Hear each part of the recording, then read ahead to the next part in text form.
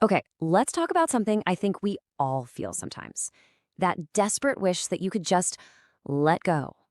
Today, we're diving into a super simple two-word phrase that might just change everything about how you deal with the world. More importantly, it's about getting your mental peace back. So does this sound like you?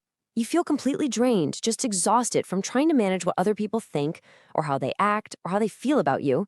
You're constantly playing defense, trying to adjust and react to everyone else. It's a lot, right? Well, there's actually a name for that feeling. It's a classic energy leak. Think about it. Every single moment you spend worrying about someone else's judgment or their choices is energy that you're not putting back into your own life, your own goals, or your own happiness. So how do we get stuck in this trap in the first place? Well, it all starts with what we can call the constant battle. And it's a fight that deep down we already know we can't possibly win. I mean, seriously, think about it for a second. You literally can't get inside someone else's brain and flip a switch to control their thoughts or feelings. The insane amount of effort you're spending trying to do the impossible, that is the energy drain. It's just a frustrating, unwinnable game. But what if you could just stop fighting? What if you could just drop the rope? This brings us to a shockingly simple solution known as the let them theory. Let's break down exactly how this works. Okay, so what is it really? At its heart, the let them theory is all about releasing your grip. It's about giving other people the space to just be who they are, even if you don't like it, even if it's messy.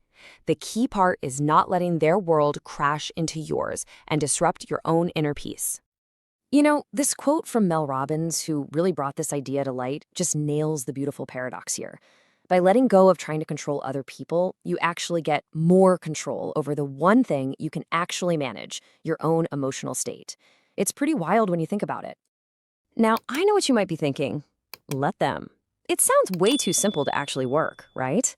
But there's a really powerful psychological shift that happens when you start doing this. So let's get into the why. Okay.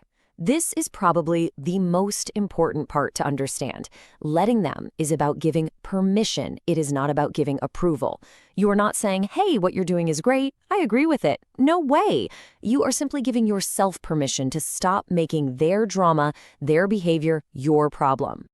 And as soon as you make that little distinction, just look at what happens.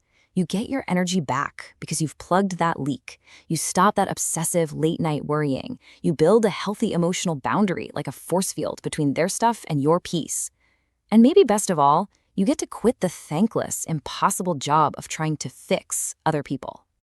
Because it all boils down to this one simple, powerful truth. You are not responsible for someone else's inner world. Their feelings, their reactions, their choices, that's on them. And letting go of that massive burden isn't selfish. It's actually the ultimate act of self-preservation. All right, so the theory is great, but how do you actually use this in the real world? In that heated moment when you're about to lose it? Let's get super practical with a little how-to guide. Here we go, just 4 simple steps. First, you have to notice the feeling, that little spark, that urge to jump in, to fix it, to control the situation. Second, just pause. Seriously, just stop and take one deep breath. Third, and this is the magic trick, just whisper to yourself, let them. It's like a pattern interrupt for your brain. It stops that knee-jerk reaction in its tracks. And then fourth, from that new calmer place, you get to choose how you want to respond. And this comes from a very real place. Mel Robbins herself talks about this aha moment when she realized her attempts to control someone else's reaction had nothing to do with them. It was all about her trying to avoid dealing with her own stress. It was a projection, right? A way to focus outward so she didn't have to look inward. So this isn't just some interesting idea to file away. Nope. This is your mission, and it starts the second you're done here. We're going to turn this into an immediate, actionable step.